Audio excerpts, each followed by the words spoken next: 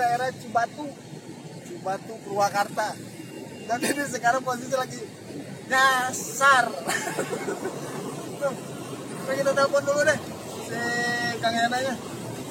Buat teman-teman sahabat Kicau Mania, jangan lupa ya ikutin terus channel YouTube-nya Ari89. Itu di channel ini kita bakal bahas semua tentang jenis burung, mulai dari kacer, murai, cipo, dan burung-burung yang lainnya yang sekarang mulai naik daun nih. Itu semua bakal kita bahas. Dan gak cuman cara setting dan perawatannya aja, tapi cara kita ngebreeding, kita ternak agar populasinya tetap stabil antara di hutan dan di perjualbelikan. Itu apa namanya, populasinya tetap stabil. Buat teman-teman jangan lupa di subscribe, like channel YouTube saya Ari89, dan jangan lupa nyalakan loncengnya agar saya tetap semangat untuk mengeksplor burung-burung yang ada di Purwakarta maupun di mana, di kota-kota manapun. Oke bro, kita sekarang telepon dulu Kang Yananya. Tadi udah mulai gelap bro. Mudah-mudahan dia ada nih. Oke, santai terus ya.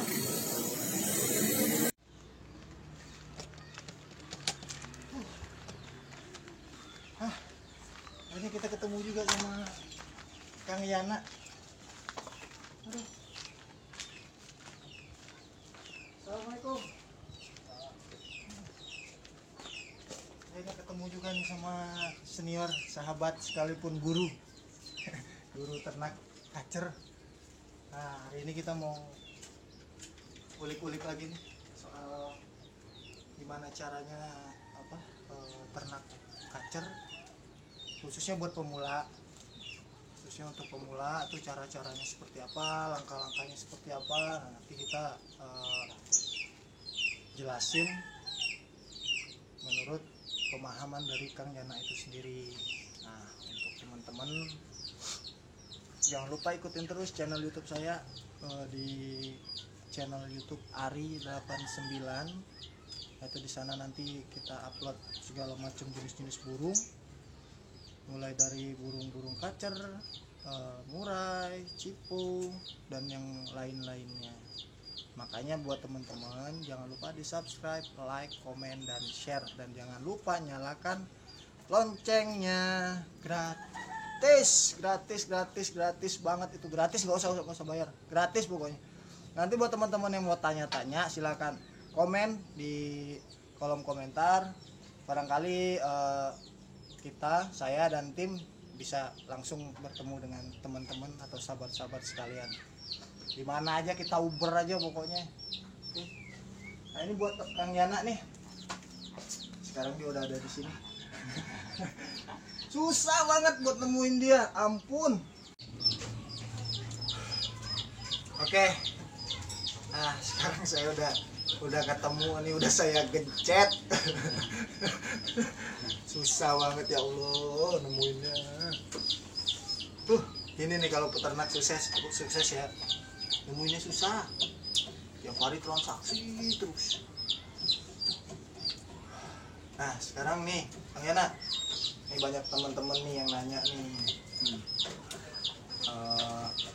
Terutama buat teman-teman breeder kacer pemula nih.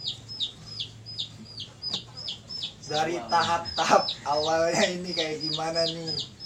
Dari cari indukan yang bagus seperti apa, terus indukannya yang mapan itu seperti apa, yang siap untuk dikawin itu seperti apa, tahap-tahapannya seperti apa, monggo dijelasin Kang. Kemapanan mesin agak kencang aja. Kemapanan mesin tengah jamin iya sih produksi. Kalau kemapanan itu nggak ngejamin produksi. Maksudnya gimana tuh secara detailnya? Ya nu penting mah nya tos bilang birahi lah. Oh, birahi, berarti yang dikejar itu birahinya. Birahi. Walaupun usia dari si kacer indukan jantan dan betina itu beda juga, nggak jadi masalah berarti kan? Nggak jadi masalah. Berarti birahinya nih. yang harus dikejar. birahi. Nah, untuk nentuin apa namanya indukan jantan dan untuk indukan betina yang istilahnya bagus nih, kriterianya tuh seperti apa? Ya badannya gede, Badan besar, terus ya, ya kalau indukan ya yang gede-gede. oh yang pokoknya yang badan besar, bulunya bagus, mungkin yang gitu ya, paruhnya normal, nggak ada cacatnya ya. Oke. Nah, untuk tahap penjodohannya sendiri nih, kacer sama kacer lah bukan betina sama kacer jantan nih. Cara penjodohannya itu yang apa namanya? Yang bagus itu seperti apa? Langsung ditempel kah atau dikasih jarak dulu kah atau seperti apa? Ditempel sih. Langsung ditempel. Kalau ketemu nih langsung ditempel. Ditempel terus oke dikang kan dia no kepak sayap si jantan pasti turun ke bawah. Ngepak-ngepak sayap tuh dalam artian menarik perhatian si jantannya ya. Si jantan pasti bunyi-bunyi udah. Tapi apa mungkin nih istilahnya, apa mungkin kalau kita beli burung bahan nih, misalnya kita beli bahan jantan dan betina nih gitu kan, terus langsung kita tempel, apa mungkin langsung seperti itu? Bisa sih langsung ya, Bisa. Nah, kalaupun ada nih kan kadang-kadang banyak kendala nih dari teman-teman juga nih, kok susah banget sih ngejodohinnya padahal udah ditempel tapi kok nggak apa namanya, nggak saling sautin, terus betinanya nggak seperti yang dibilang Kang Yana ngepak-ngepakin sayap, terus nggak ada KDRT juga udah tinggal di Jorjang. berarti sistemnya ini dia nggak harus terlalu lama ya untuk Kalau kacar bang, karena sih kalau kacar nggak susah kayak murai. Kalau murai kan ada penjodohan ulang lagi, ada penjodohan ulang lagi. Oh gitu. Kalau kacar mah enggak. Berarti kacer ini termasuk agak sedikit lebih gampang lah ya dibanding dengan murai. Jadi kalau misalnya kita beli bahan nih, beli indukan jantan dan beli indukan betina, terus kita tempel atau kita langsung masukin ke kandang ternak, selama dia nggak bertengkar, nggak berantem, Udah biarin aja gitu, tinggal tinggal dikasih jangkrik sebanyak-banyaknya. Nah, itu ekstra pudingnya sendiri nih di apa namanya kandang ternak itu yang perlu banget lah istilahnya untuk menaikkan birahinya itu apa? Ulet Hongkong. Tapi seminggu 3 kali ulat Hongkong. Ulet Hongkong seminggu 3 kali. Minimal pemberiannya berapa? Satu cepuk penuh. Satu cepuk penuh kasihin aja. Sama jangkrik juga bareng. Apa jangkrik dikosongin? Ulet Hongkong dulu ulat Hongkong. Oh, berarti diganti ya, di rolling ya. Itu pemberiannya berapa kali? Sampai ada itu reaksi daun sarang. Oh, Kalau daun sarang udah. dalam seminggu untuk pemberian ulat Hongkong itu berapa kali? 3 kali. Berarti bisa di Senin, Kamis, Sabtu misalnya, atau Selasa, Jumat, Minggu, mungkin begitu ya. Di ganti-ganti ya sama jangkrik. Berarti kalau apa namanya ulat Hongkong ditarik, jangkrik dibanyakin. Berarti yang butuh itu cuma 2. Proto perlu nggak? Paling ya jarang sih, kali-kali proto. Nah, kan susah proto. Cuman untuk ini aja ya, untuk selingan aja ya, untuk selingan. Kalaupun di tempat teman-teman banyak kroto, boleh dikasih kroto, tapi jangan terlalu sering ya. Mungkin minimal pemberian seminggu bisa 2 kali aja gitu. Nah, terus sekarang nih yang jadi apa namanya, kadang-kadang banyak juga nih permasalahannya udah nelor zong. Dari kawin Nah, itu faktornya seperti apa dan cara penanganannya seperti apa? jantan kurang birahi. Itu kalau jantan kurang birahi harus ditarik jantannya atau tetap dikasih jangkrik banyakin? Ya jantan ditarik, dijemur terus kalau dongkul kasih ulat hongkong udah ngeplay masukin lagi. Oh, berarti kalau jantannya kurang, misal ada, bisa dikategorikan itu telur birahi lah ya. Nah, kalaupun kejadian teman-teman dapat kejadian seperti ini, istilahnya telur yang diglodok di sarang udah bertelur tapi zong, nah itu kemungkinannya tidak dibuahi oleh si jantan. Nah, cara penanganannya menurut Kang Yana itu ditarik, kemudian di full krodong, di full pakai ulet hongkong, full pakai ulet hongkong sampai si jantan itu benar-benar birahi ya. Ketika dia udah nge-fly, baru dimasukin lagi ke kandang ternak. Itu caranya. Tapi kan ini kejadian tuh emang sering banget nih kejadian seperti itu kan. Tidak dibuahi. Emang sih sering. Kadang di kang satu ya, cariin di kang satu lagi. Jadi di poligami sistem cabut. Oh, berarti kacir juga bisa di sistem poligami loh. Ya. Bisa di sistem poligami. Bisa 4 betina 1 jantan juga bisa. Pengalaman dan pengetahuan yang penting nih kacir itu bisa di poligami, bro.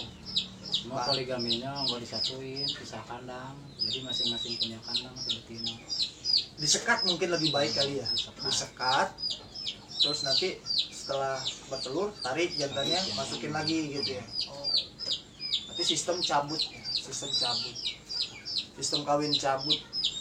Enak ya jadi jantannya ya, bisa dapat 4 betina dan nggak bakalan gagal kalau gitu mah. Kasih ngisi terus. Kalau kata ahlinya sih nggak bakalan gagal. Kalau kayak kita nih pemula, aduh ampun, bisa berbulan-bulan. Intinya sih ya sabar ya Kang ya. Sabar, bener-bener sabar banget.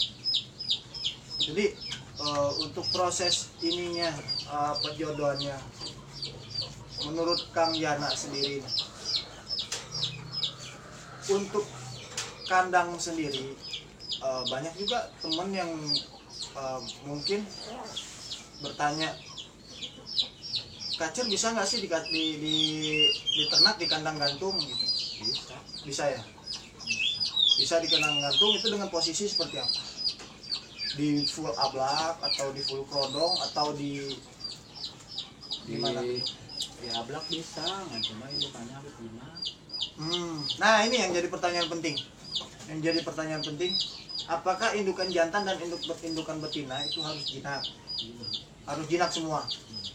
Nggak jinak-jinak amat sih, jinak. Minimal dia nggak gerabak gerubuk aja ya waktu kita masuk ya. Kan ganti pakan. Ya nggak stres. Kalau salah satunya aja, misal betinanya aja yang jinak, jantannya enggak, gimana? Bisa. Nggak apa-apa. Berarti yang poin pentingnya itu betinanya yang harus jinak. Karena yang angkat kan betina. Kayak nggak stres, nggak terganggu kalau kita ngasih pakan. Penyebab ada lagi nih, penyebab telur ketika betina udah nelur nih, ya kan, betina udah nelur.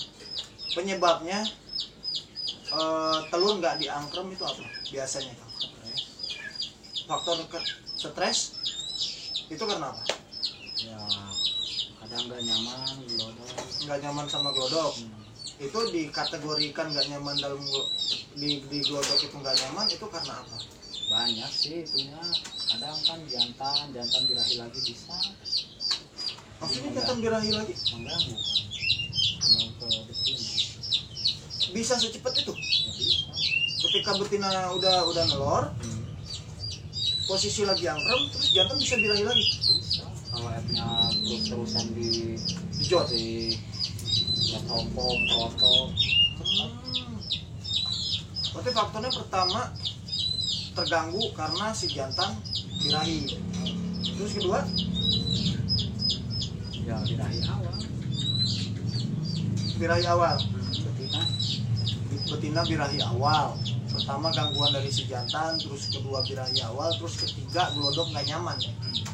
Glodok nggak nyaman itu bisa berapa faktor nih? Ya, kadang kan ada predator, semut, banyak sih. Jadi hal-hal kecil itu juga bisa mengganggu banget sebenarnya ya, bisa mengganggu produktivitas dari indukan betina itu sendiri kalau dia posisinya udah nelur. Makanya buat teman-teman ya, berarti emang harus benar-benar diperiksa ya, benar-benar diperhatikan glodoknya. Kalaupun nanti kejadian sama teman-teman seperti itu, ya mungkin permasalahannya ada di permasalahan terbesarnya biasanya di glodoknya yang nggak nyaman. Pertama ada bekas semut. Kalau buang telur, misalkan buang telur, buang cembelang, cuma tinggal balik lagi ke yang peternak ya. Kalau yang peternak yang lebih tahu. Oh gitu, gimana caranya ya? Malah kan banyak sih, ada predator, ada semut, kadang birahi awal. Jadi ada tiga faktor. Pertama karena gangguan jantannya sendiri, terus birahi awal, terus ketiganya itu karena posisi glodok atau sarangnya itu nggak nyaman. Bisa disebabkan karena semut, mungkin bekas pakannya dari burung itu sendiri seperti ulat ada di dalam sarang itu sendiri. Terus ketiga mungkin karena gangguan dari predator seperti cicak, mungkin hewan-hewan lain yang dianggap indukan itu berbahaya. Nah, pertanyaan lanjutan nih, untuk ukuran yang ideal untuk kandang ternak itu berapa? Ukuran ideal 1,5 meter persegi. 1,5 meter persegi dan tingginya 2 meter. 2 meter. 1,5 persegi, 1,5 meter, kiri kanan depan belakang, dan tingginya 2 meter. Tapi untuk tinggi sendiri itu emang idealnya 2 meter atau bisa di bawah 2 meter? Bisa sih 1,5 meter. Bisa, tapi minimalnya 1,5 meter, maksimalnya 2 meter. Oh maksimal bisa lebih lah ya, Bisa. minimalnya 1,5 meter, biar indukannya nyaman kali ya. Ini buat ngejaga itu lemak. Oh, berarti bisa sama aja kayak buat dia umbaran ya, biar dia bisa terbang, biar nggak ngelemak sih intinya. Biar gak ngelemak. Nah, untuk prosesnya sendiri nih Kang, nah, itu kalau untuk telurnya sendiri nih, misal teman-teman kadang-kadang ada yang penasaran, ketika telur itu ketika si indukan betina itu udah bertelur nih, kadang-kadang pemilik itu atau peternak itu penasaran, apalagi khususnya untuk pemula ya, biasanya penasaran, pengen saya cek nih telurnya, Nah, itu ada pengaruhnya nggak sebenarnya sama indukan betina itu sendiri? Ya tergantung burungnya. Balik lagi ke indukannya sendiri. Kadang kan ada yang stres, kadang yang enggak. Berarti nggak semuanya bisa kita cek ya. Kadang-kadang kan ada nih banyak pendapat dari teman-teman juga itu seminggu kalau kurang yakin dicek aja, nggak apa-apa, di center aja. Nah ini bisa kita lakukan, tapi balik lagi tergantung indukannya. Kadang-kadang sih yang indukannya yang pada giras-giras nggak stres. Kalau yang jinak stres. Oh gitu, malah kebalik ya. Berarti malah kebalik, indukan yang giras bisa kita cek, untuk indukan yang jinak itu malah tingkat stresnya lebih besar kawan. Nah, untuk proses pengeramannya sendiri, telur dari kacer itu berapa lama? 14 hari itu maksimal, paling lama 14 hari. Ada yang 15, 16, tergantung cuaca sih. Tergantung cuaca. Berarti udah kalau seandainya udah lebih dari 15 hari atau 16 hari bisa langsung kita cek ya, kalau seandainya tidak ada perkembangan. Kalau pengen dicek umuran 7 hari. Umuran 7 hari cek udah hitam. Oh, berarti untuk pengecekan jika teman-teman penasaran, tapi hati-hati untuk pengecekan ini masih dalam, bisa dibilang dikategorikan 50-50. 50% indukan stres, 50% indukan nggak stres gitu. Nah, beruntungnya kalau seandainya kita ngecek telurnya indukannya nggak stres, itu masih bisa diangkrem. Nah kalau indukannya stres, itu bisa jadi telurnya dibuang atau dimakan ya. Nah, kemungkinan bisa seperti itu. Terus apa lagi yang saya pengen tanyain lagi nih, untuk di kandang ternak sendiri wajib mandi nggak tuh burung? Wajib. Pergantian airnya itu berarti sehari 1 kali, tiap hari diganti. Untuk airnya sendiri itu wajib dimandikan. Kecuali penjodohan baru. Kalau penjodohan baru kalau saya sih nggak pakai bak mandi. Non mandi ya. Udah biarin aja gitu. Nggak kasih cepuk doang, cepuk air minum. Kalau emang dia mau mandi dicepuk minum itu aja paling ya. Disiksa.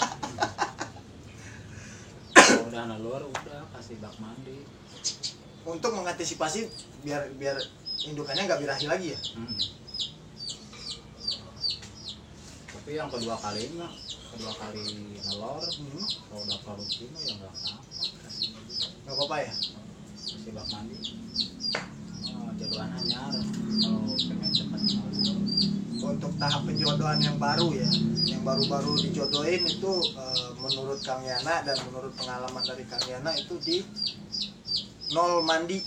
Jadi sama sekali jangan dikasih, nggak usah dikasih bak mandi. Kalaupun mau ya cepuk minum aja, biarin aja dia mandi di cepuk minum itu gitu. Jadi nggak sampai puas banget dia mandinya ya. Karena kan birahinya naik turun gak ketemu. Jadi susah nelur. Untuk ininya sendiri nih Kang, untuk apa,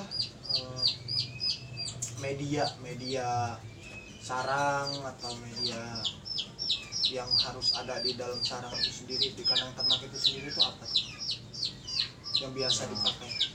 Paling Rumput kering, ranting-ranting gitu. Kalau dinas kan susah carinya. Rumput aja. Rumput ilalang aja tuh nggak apa-apa ya sebenarnya, nggak harus pinus ya.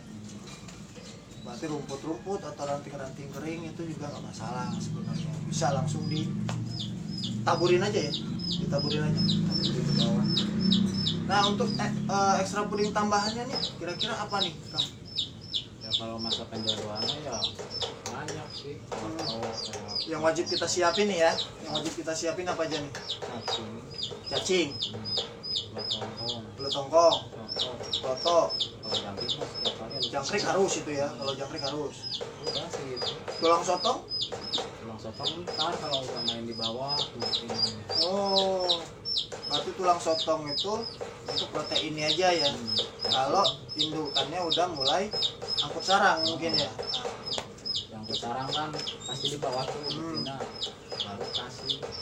Kalau langsung dikasih mah pada hilang tulang sotong. Oh gitu. Berarti untuk pemberian tulang sotong, asinan ya, bisa dibilang asinan lah ya. Kalau untuk peternak tuh sering nyebutnya asinan. Untuk asinan itu tulang sotong utuh atau ditumbuk? Ditumbuk, dihalusin, terus ditabur aja di dalam.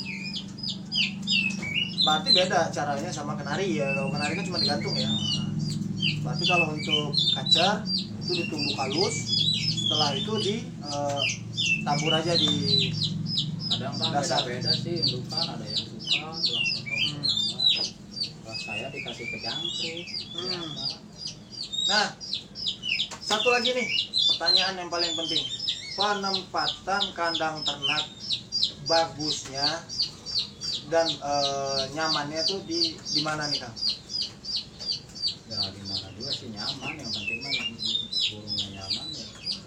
Maksudnya harus kena matahari kah atau nggak kena matahari nggak apa-apa atau gimana? Kalau bagusnya sih kena matahari. Bagusnya kena matahari, asal glodoknya nggak kena matahari gitu. Terus berarti kalau seandainya ada teman-teman yang naruh di ruangan gitu tanpa kena sinar matahari gimana? Nggak apa-apa? Ya nggak apa-apa, Bisa juga. Cuma pas udah anakan dicabut, cabut indukan dijemur. Oh. Nah, kan habis ngerem kan suka melemah. Nah, berarti untuk teman-teman yang kandangnya ada di dalam ruangan mungkin nggak kena sinar matahari sama sekali, itu sebenarnya nggak jadi masalah. Tapi nanti setelah berhasil atau setelah anakannya udah mulai besar dan mulai ditarik, maksimal tuh minimal 10 hari ya Kang ya. Minimal 10 hari itu anakannya bisa ditarik. Kemudian indukan jantan dan betinanya juga ikutan ditarik agar bisa dijemur gitu, biar indukan betina dan jantannya nggak ngelemah. Intinya sih seperti itu. Untuk penyemuran sendiri itu dilakukan setiap hari atau gimana Kang? Setiap hari. Untuk setelah bertelur ya. Berarti kita keluarkan dari kandang ternak, kemudian kita masukkan ke kandang kotak, kandang kurung gantung. Bisa sih, Tetap disatuin atau dipisah-pisah? Dipisah. Oh dipisah. Kalau udah produksi mah dipisah dulu nggak apa-apa. Setelah itu dimasukin lagi. Berarti, nah yang paling penting nih Kang. Bisa sih, nggak dicabut juga indukan, cuma harus dikasih kopi. Kopi?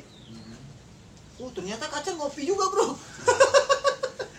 Maksudnya kalau dikasih kopi gimana tuh? Indukan murah kan sering tuh ngelemak. Kalau kacang mah jarang ngelemak. Kalau indukan murah sering ngelemak.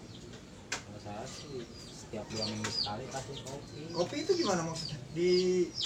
Dikasih di purnya atau gimana? Kasih jangkrik, suntik jangkrik. Kopi diaduk, dicairin. Kopi pahit tuh. Kopi apa aja? Kopi pahit pakai gula. Kopi apa aja ya? Kopi kapalapi lah. Ya yang bubuk ya, kopi bubuk ya. Diaduk. Suntikin ke sedot. Sampai suntikan sedot. Suntik ke jangkrik. 1 hari berapa pemberiannya? 2 jangkrik 1 hari itu. Langsung 2 atau pagi 1 sore 1? Pokoknya pagi 2 udah. Oh, pagi 2 aja, sore berarti nggak usah lagi. Buat 2 minggu. Berarti per 2 minggu baru dikasih lagi. Oh, itu apa namanya, ilmu ya bro. Kasih kopi, ternyata kacer juga suka kopi. Itu khasiatnya untuk menghilangkan lemak. Jika kacer-kacer teman-teman yang udah apa namanya, udah anakan itu ngelemak. Nah, solusinya untuk ngilangin lemaknya itu kopi selain dijemur. Dan pemberiannya itu 2 minggu 1 kali, cukup 2 jangkrik. Cuma buat pekerja yang nggak sempat menjemur. Oh, berarti tanpa dijemur juga dikasih kopi juga udah itu ya solusinya ya. Kan kopi kan buat bakar Benar. Nah, ini pertanyaan terakhir nih, pertanyaan penutup. Dalam 1 bulan nih Kang, penghasilan berapa dari ternak kacer itu? Biar teman-teman semangat nih. Per kandang berapa? Kandang 1 juta. 1 bulan. Itu kalau 3 anakannya. Dalam 1 bulan berapa kali itu? Berapa kali panen? 1 kali. Dalam 1 bulan 1 kali panen. Sebulan sekali itu omsetnya 1 kandang kisaran 1 juta sampai 1 juta ya, 1 juta 1 kandang. Dan Kang Yana ini ada berapa kandang? Ada 5 kandang. Berarti dalam 1 bulan 1 kandang 1 juta dikali 5 kandang 5 juta 1 kandang 1 bulan. Lumayan bro penghasilannya, asal kitanya rajin.